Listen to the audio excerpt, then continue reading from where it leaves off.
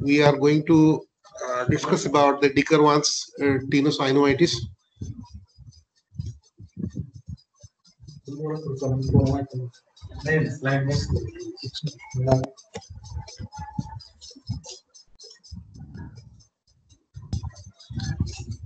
This particular Dickerman's is named after a Swiss surgeon, Dick Verin, who first described this problem in 85. Dick Verin's disease is a stenosing tenosynovitis of the dorsal compartment of the wrist, containing abductor pollicis longus and extensor pollicis brevis. It occurs often in individuals aged between 30 and 50 years. It affects women up to 6 times more than men, and it is commonly associated with dominant hand. 6 fibroosseous tunnels representing the dorsal compartments surround the extensor tendons and function to prevent post-stinging of the extensor tendons. The first dorsal compartment is approximately 2 cm long and is located over the radial styloid proximal to the radiocarpal joint. The etiology is about to be secondary to repetitive or sustained trauma on the tendons of the first dorsal compartment. Possible etiologies include trauma, increased friction forces, anatomical variations that include septation of the first dorsal compartment and the presence of multiple slips of abductor pollicis longus and occasionally of the extensor pollicis brevis. There is biomechanical compression, repetitive microtrauma, inflammatory disease, and increased volume states such as occurs during pregnancy.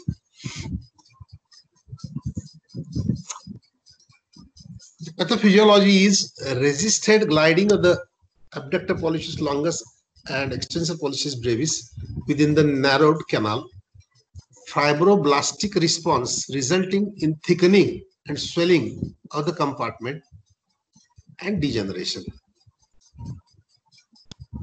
The microanatomic findings of the tendon sheaths and synovium showed thickening of the tendon sheaths to be up to 5 times more than the deposition of dense fibrous tissue, increased vascularity of the tendon sheaths, and accumulation of mucopolysaccharides, which are indicators of myxoid degeneration. Notably, the synovial linings are preserved and were histologically normal. In clinical examination of the patient, there is localized pain along the radial side of the wrist, which is gradual in onset, aggravating on grasping and raising objects with the wrist in neutral rotation. Localized swelling may also be seen. A knot-like structure is palpated over the lower end of the radius, and which is tender and forced ulnar deviation of the wrist causes severe pain in that particular area. Tenderness along the radial styloid. The Fenkel-Steen's test is positive. That is the same on grasping of the patient's thumb and quickly moving the hand ulnarwards produces excruciating pain over the styloid tip. The differential diagnosis is being a chronic thing, radial styloid fracture, scaphoid fracture, basilar arthritis of the thumb. That is the sometimes metacarpal arthritis of the thumb, radial neuritis, and sometimes the rheumatoid arthritis of the wrist. Diagnosis is mainly through the clinical examination of the patient. Wrist imaging is required only in the presence of associated process such as previous distal radius or scyloid fractures, arthritis of the thumb, and inability and instability of the wrist. The conservative treatment is non-surgical, should be the first course of action in de Quervain's disease. Patient presenting with mild to moderate pain and does not limit activities of daily living may be treated with rest, sprinting, non-steroidal anti-inflammatory drugs, or corticosteroid injections. Sprinting is an effective method of resting the APL and APB tendons by immobilizing the thumb and the wrist in a single position and reducing and preventing the friction. An idea to splint is a radial thumb spica extension splint that holds the wrist in the rested position in about 30 degrees of abduction. Corticosteroid injection into the first dorsal compartment is perhaps the most common and effective treatment of de Quervain's. Failure to respond to corticosteroid treatment has been attributed to poor technique and anatomical variations within the first dorsal compartment.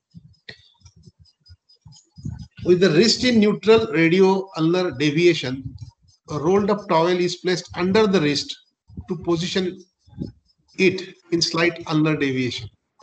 The course of APL and extensor pollicis brevis tendons along the radial styloid is palpated, and the borders of the first dorsal compartment are straddled with the opposite thumb and index finger. A 25 gauge needle is introduced into the tendon sheath at the level of the styloid parallel to the tendons, and then the injection is given. You may repeat the injection after about 8 weeks. The complications of injection are neuritis, fat necrosis, and post-injection flare, subdermal atrophy, and hypopigmentation. If with intratendinous injections or the injections in the tendon sheath, if the patient does not get relief, even after second injections, repeated the second injection after 4 to 6 weeks, then the surgical treatment is given to the patient. And in surgical treatment, the main aim is to de-roof the extensor pollicis brevis and abductor pollicis longus. We can do this operation under local anesthesia with or without intravenous sedation. Tourniquet control is better if we apply, but if we want to utilize the tourniquet, then we have to give either a higher anesthesia like a brachial block or intravenous anesthesia. When we use local anesthesia, then the tourniquet is not cannot be applied, and we can easily manage even without tourniquet, because the a few bleeders may bleed which can be ligated or which can be even cauterized very easily, and we can do that operation under local anesthesia.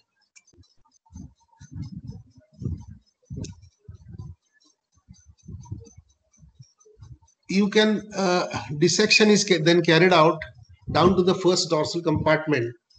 The retinaculum of the dorsal compartment is completely incised with the line with the abductor pollicis longus and extensor pollicis brevis.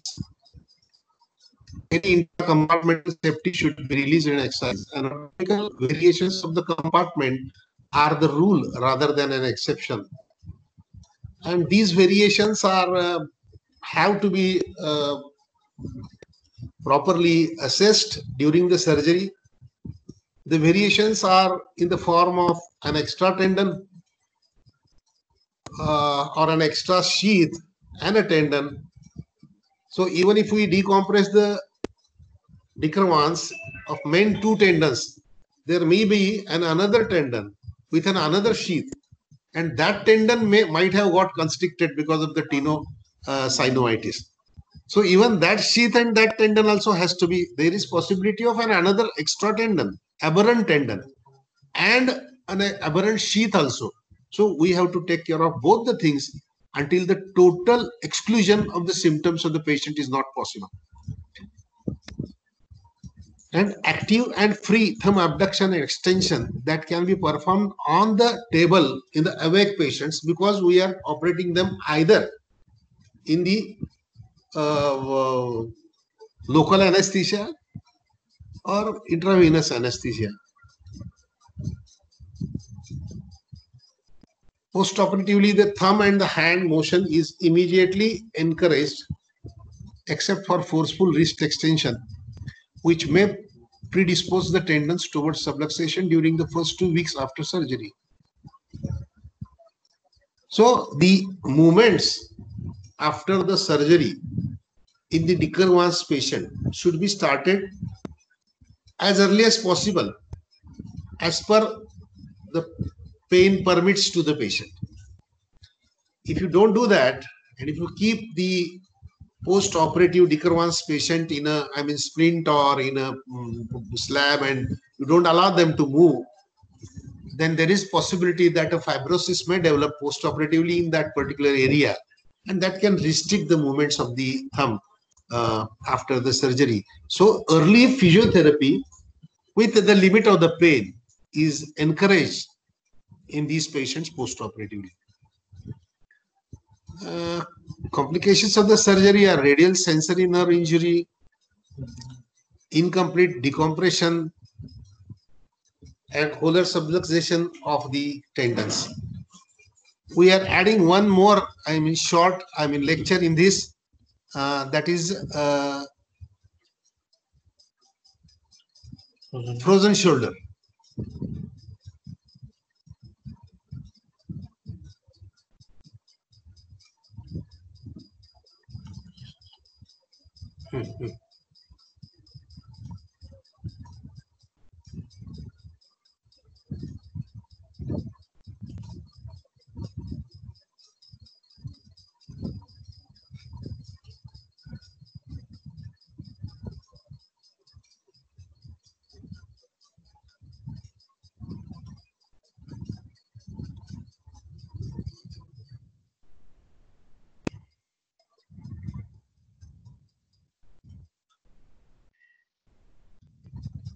Frozen shoulder is very, very common condition, which we find in the patients about 40 years, more common in female, and it's more common in the patients who are having either diabetes or they are pro-diabetics.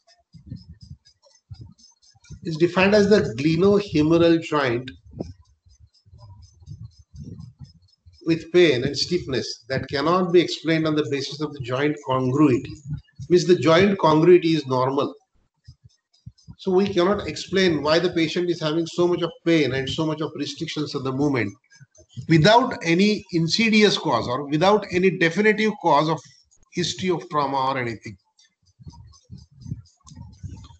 It is also known as adhesive capsulitis, as the pathology involves the capsule of the joint. Incidence is 2%. Bilateral involvement occurs in 10 to 40% of the cases. Or in some patients, it may develop on one side, and after a few months or years, it may develop on the other side. Does not usually recur in the same patient, but there are examples where the same patient, after treatment, if he doesn't do proper physiotherapy, this frozen shoulder may recur in that patient also. 20 to 30% develop the condition in the opposite shoulder also. This is an anatomical slide of the shoulder joint and the coracoid process, acromion process, coracoacromion ligament, the bursa behind it, that is subdeltoid bursa, the coracoclavicular ligaments, acromioclavicular ligament, and the long head of the biceps and subscapularis and supraspinatus tendons are seen here, and shoulder joint is seen here. So it is the capsule of the shoulder which gets adhesion inside the joint, and these intracapsular adhesions can cause restriction of the movement and pain to the patient. This is the anatomy, typical anatomy of the shoulder.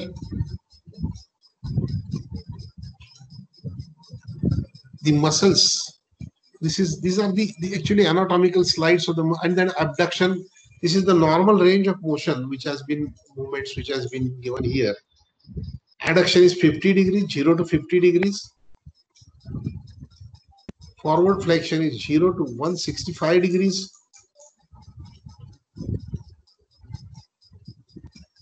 Etiopathogenesis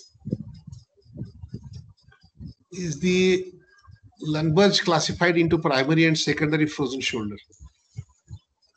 Primary frozen shoulder, no inciting event, normal plain radiographs, and no findings other than loss of motion. Secondary frozen shoulder, precipitant traumatic event.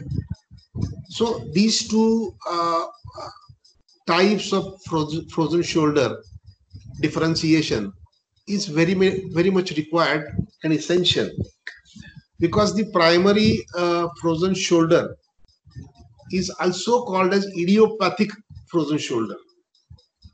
There is no definitive cause can be found out for it. It is insidious, and it is common in pre-diabetics or diabetic patients. The secondary frozen shoulder is having some history of trauma, some cause for the frozen shoulder. Like if suppose a patient falls and gets the supraspinatus tear, or complete or incomplete tear of the supraspinatus, or some other injury to the shoulder joint like fracture of the lesser or greater trochanter, and then because of the pain, the patient's joint becomes stiff and the patients develop a frozen shoulder, because it's a natural response that the patient doesn't move that particular extremity and ultimately goes into the frozen shoulder. That is called as secondary frozen shoulder. So in the treatment part of these frozen shoulders, we have to differentiate the primary and the secondary frozen shoulder. In primary frozen shoulder, no inciting event, but intrinsic and extrinsic predisposing factors are present. Intrinsic factors are like age between 40 to 60 years of age, female sex, and diabetes mellitus. Extrinsic factors may include immobilization for a long time and faulty body mechanics. Histology showed increase in fibrous tissue, fibroblast, and vascularity. Hasselmann reported shoulder capsular tissue showed fibroblast and myoblast proliferation, identical to that seen in the Dupuytren's disease, and vascular changes suggestive of diabetic microangiopathy. This suggested that the frozen shoulder may have abnormalities at a cellular level with malfunctions of fibroblast, recumbent, and cytokine growth factor production and release. Nebuchadnezzar defined 4 stages of frozen shoulder based on arthroscopic changes which he observed. So I think not necessary to go into these minor details.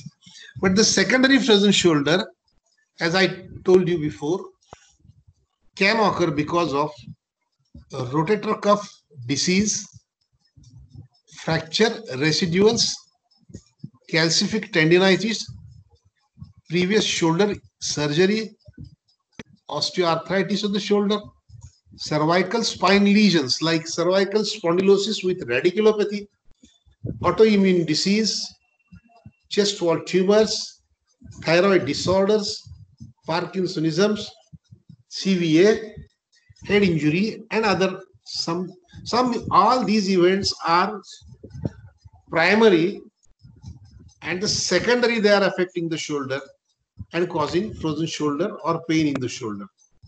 Out of this, the most common things are, one is the rotator cuff injuries or other injuries of the shoulder, and second is cervical spondylosis with radiculopathy. The patient has first the cervical spondylosis with radiculopathy, and secondarily the patient also gets frozen shoulder. So in such patients, we have to first treat the frozen shoulder as well as their cervical spondylosis and the radiculopathy. So both of the problems should be treated in these patients. So it is important to differentiate between a primary and a secondary frozen shoulder cases. The clinical features consist of three phases in case of primary frozen shoulder.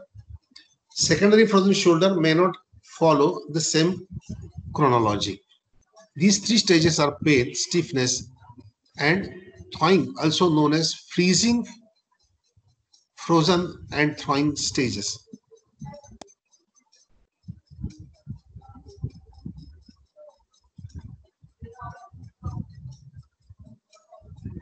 See, these are the painful stages is between time in months 2 to 9, stiffening 4 to 12, and thawing 6 to 9. So ultimately, the whole cycle takes about 2 years, 1.5 to 2 years to complete this particular cycle of insidious pain, stiffness, and release of pain.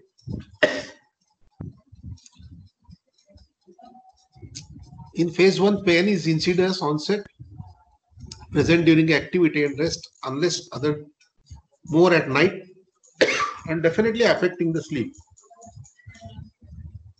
Distributed vaguely over the deltoid muscle. Only point of tenderness is the bicipital groove, may radiate over C5 dermatome. Phase 2 is stiffness. Phase 3 is again spontaneously overcoming the stiffness and getting full range of movement.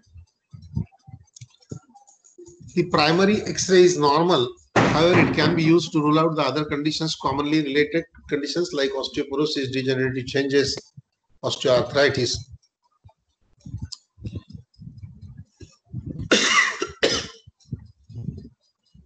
Angiography, not commonly done for this. Theoretically, we may do it.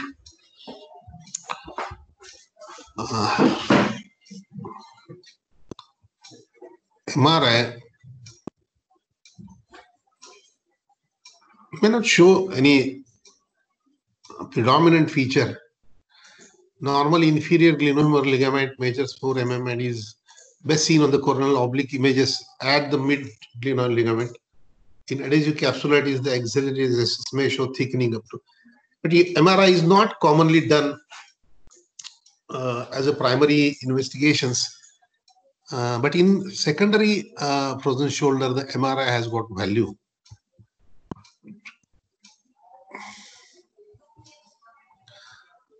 Frozen shoulder is a self-limiting condition. It imposes such morbidity and lengthy recovery that patients and clinicians alike seek treatment interventions. No standard treatment regime, however, is accepted universally. Conservative treatment is the mainstay of therapy, and only refractory cases are subjected to operative intervention. Oral analgesics, intra-articular injections of the steroid, physiotherapy.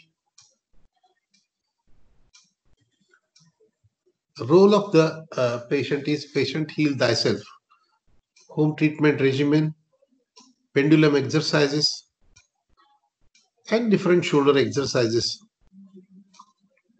elevation exercises, hand to back positions. And this is another important treatment regime of the frozen shoulder. The patients which don't respond to physiotherapy and your conservative management, conservative treatment, And sometimes the pain, instead of coming down, it exacerbates. And sometimes the patients are in agony because of the frozen shoulder. And they have got absolute restriction of the movement. There is no movement actually in the shoulder joint, means glenohumeral joint. Whatever movement occurs, that occurs in the scapulothoracic joint. So whatever the limitation of the scapulothoracic movement is there, whatever movement the scapulothoracic joint has got, that much movement only the patient gets. And there is no 0% movement in the glenohumeral joint. And pain. So in such patients who are not responding to conservative treatment, the manipulation under anesthesia is the choice of treatment for them. And those who have got a primary primary frozen shoulder, they do well with this particular treatment.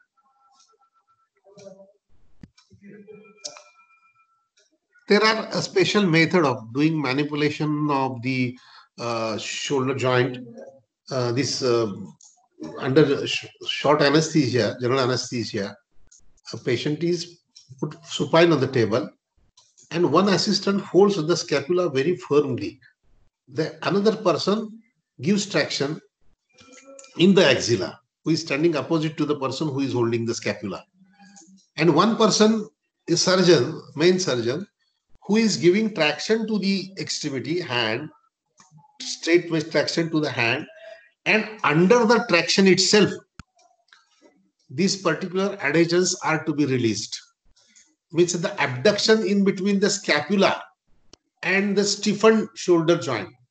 When under traction, the surgeon does an abduction. One holds the scapula, doesn't allow to move it for a single millimeter. Surgeon takes the hand, whole shoulder, hand and the arm in abduction, which is not possible for the patient otherwise. So when he does that under traction, the whole fibrous tissue gets broken. And you may get the sound also. Crick, crick, crick sound comes and the abduction occurs. This is an abnormal abduction what the surgeon is doing. Like that, under traction, straight traction, the surgeon also does the external rotation, does the internal rotation. The giving traction and doing these movements are absolutely essential, because generally these particular women who have got frozen shoulder have got osteoporosis, and if you try to do it without traction, there are chances that you may break the bone and the whole story will be in failure. So this particular traction is very much important. And these properly done manipulation under anesthesia, the primary frozen shoulder patients do extremely well.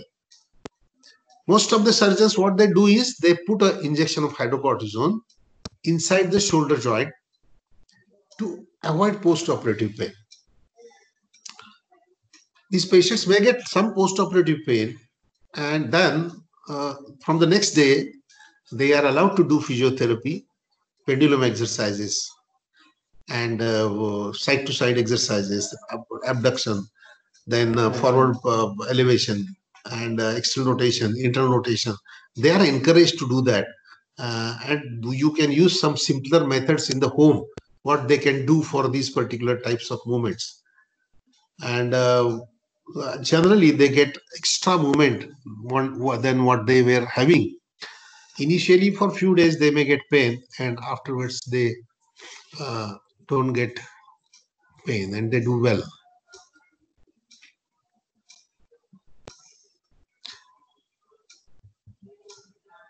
The manipulation under anesthesia has got some itself some complications like proximal humeral fractures. As I told you, if you don't pull it, don't give traction and try to do some movements, then you may get fracture because the bones are rotting.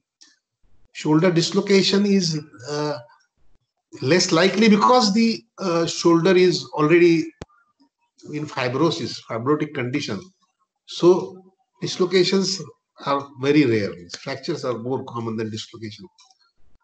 Rotator cuff ruptures also less likely, but sometimes may occur if the proper manipulation is not done. Traction nerve injuries is again a remote complication of it.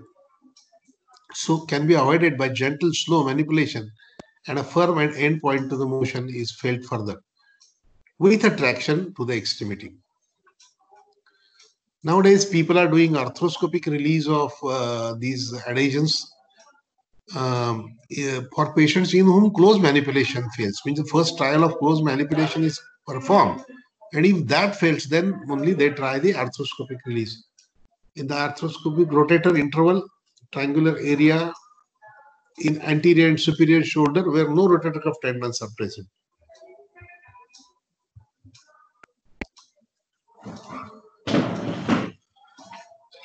These are some arthroscopic pictures in which the adhesions are released by arthroscopic method.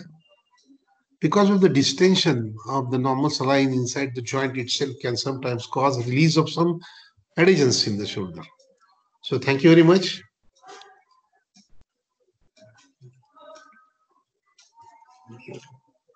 Okay.